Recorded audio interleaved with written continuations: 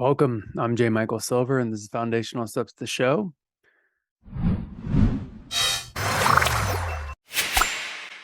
In this episode, I'm going to be talking about the loss of my dog.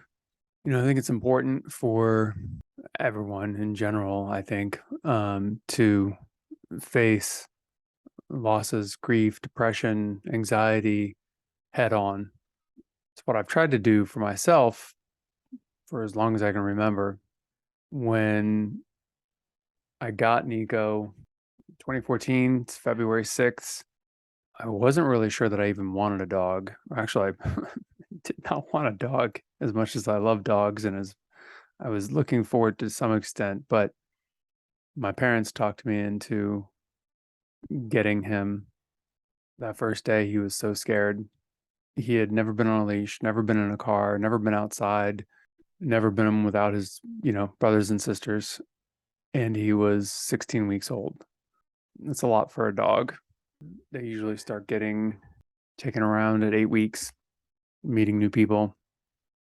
First walk, he did not want to go anywhere.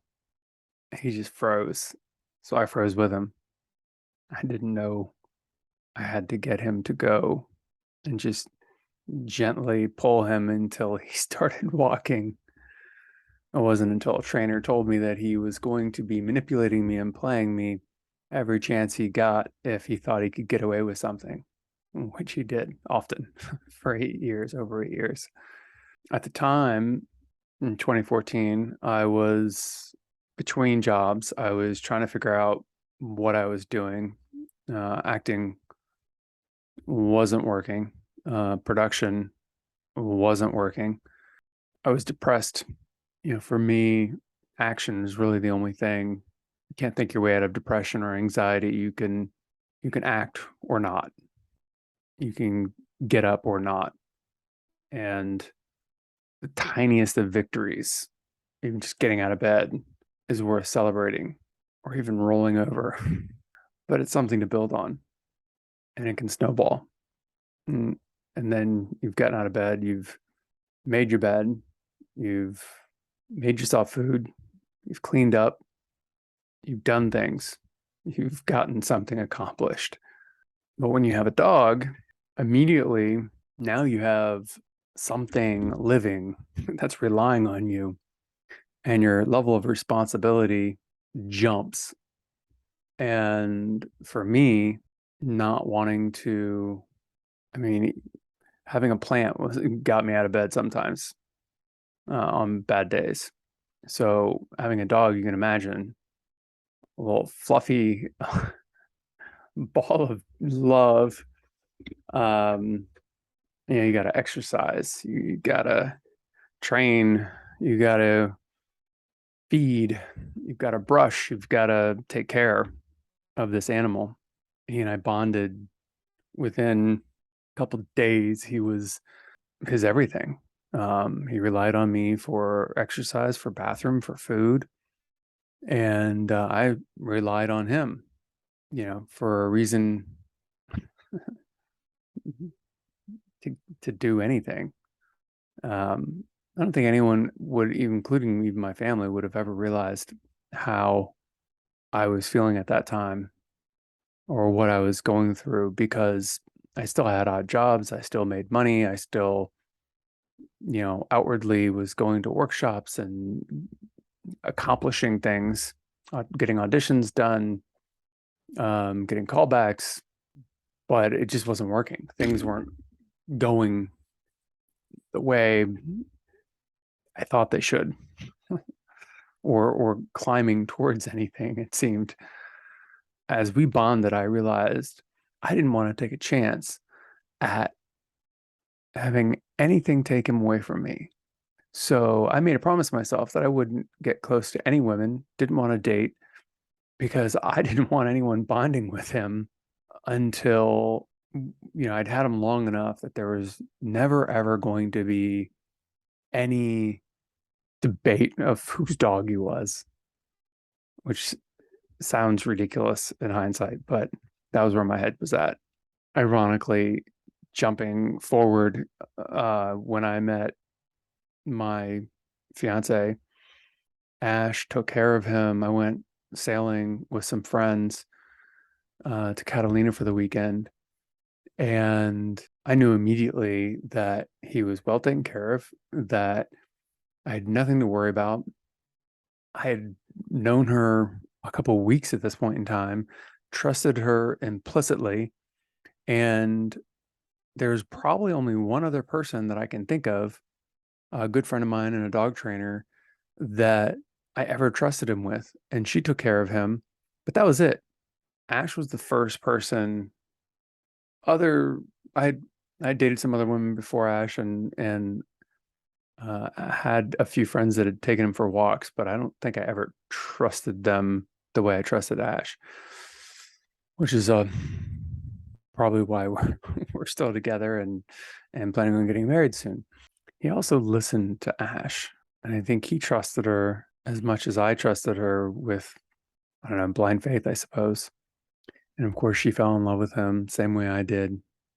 She became, his as much as he was mine and I was his, and all of that.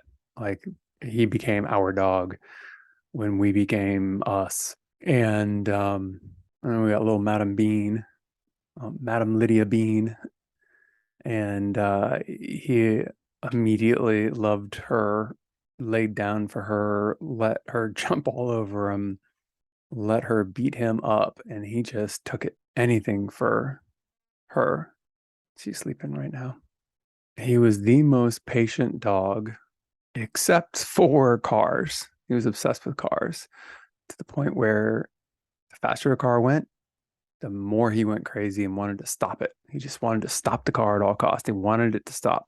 Poodles are generally fairly anxious dogs, high anxiety, because they're smart and they can sense things and think about things enough that it gives them anxiety because they don't know enough to rationalize and they don't know enough to be able to fill in the blanks. So they just get anxious about things that bother them.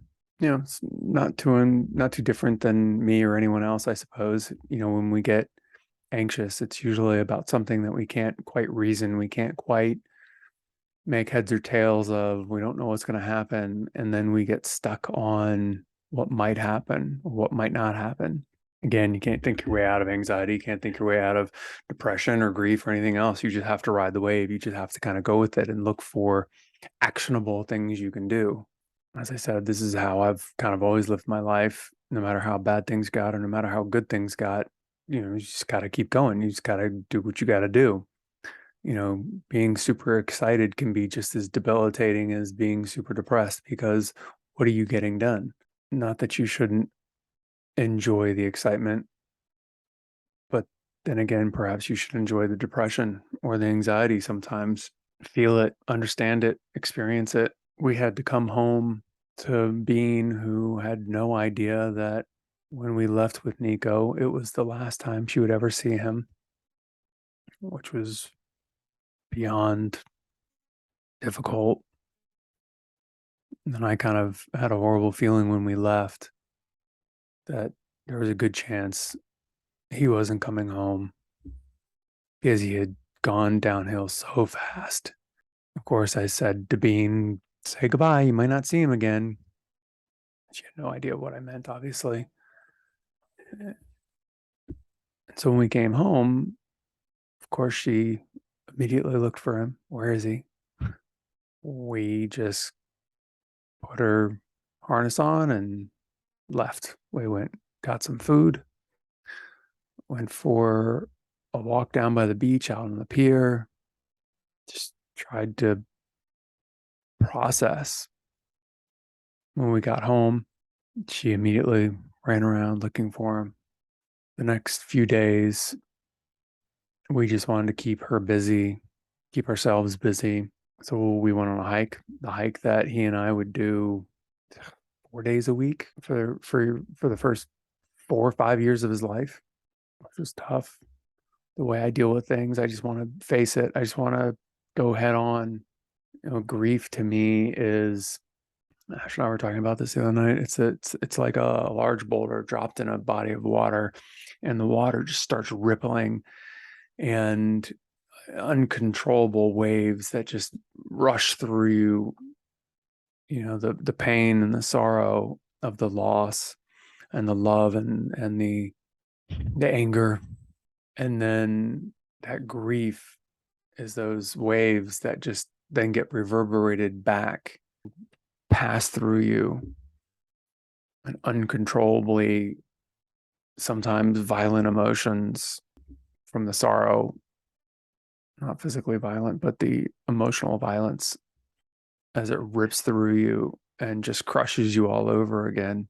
You or we just let it pass through us and experience it for what it is. Hold ourselves, hold each other, hold Bean, play with her, and then take her to the dog park. The dog park, of course, is another place that he loved to just chase the balls. And Bean was so safe with him, you know, worst comes to worst, she would just run and hide underneath him, literally.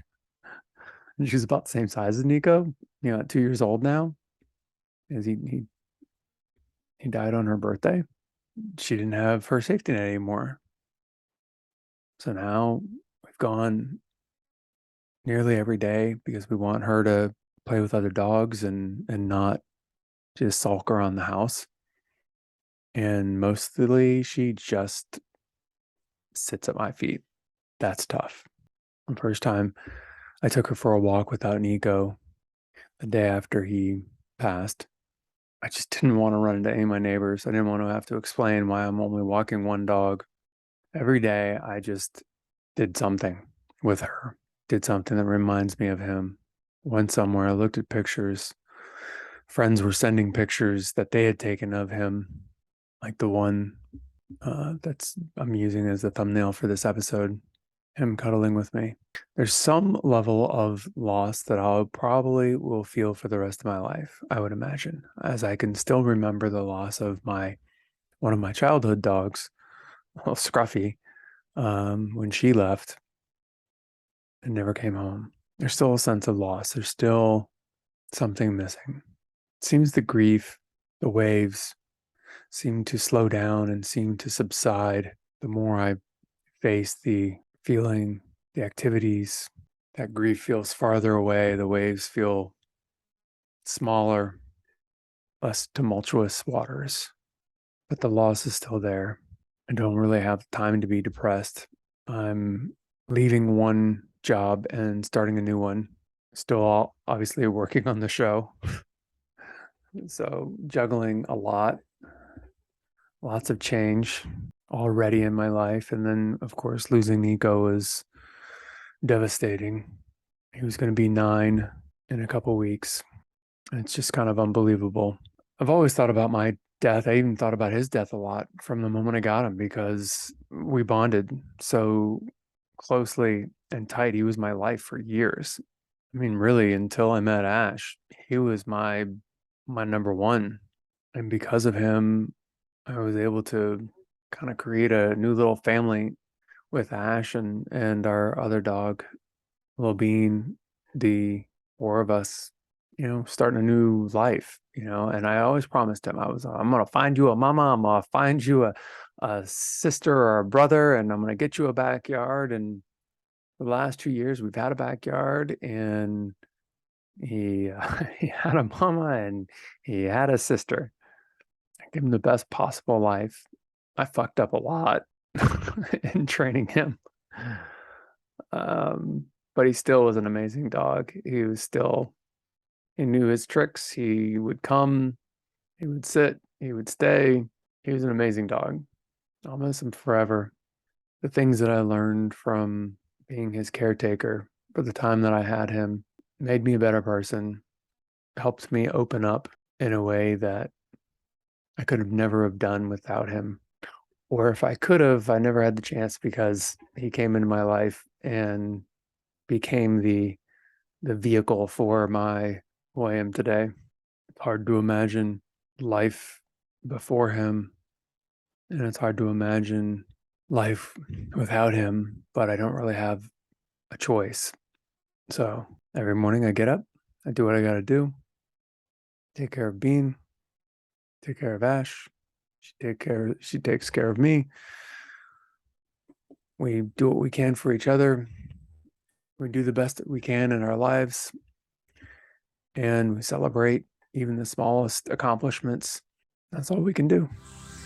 I'm starting a blog on Substack, so you can check it out there. I'll have links in the show notes. I think I'll probably be doing more episodes like this for the next few weeks, different topics, different subjects. It only seemed fitting to create the change in the podcast with the change in my life and honor my best friend, my dog, Niko, make this about him. So, more thoughts and stories coming up. Please leave comments. As always, I'd love to hear your thoughts. Till next time, thanks for listening.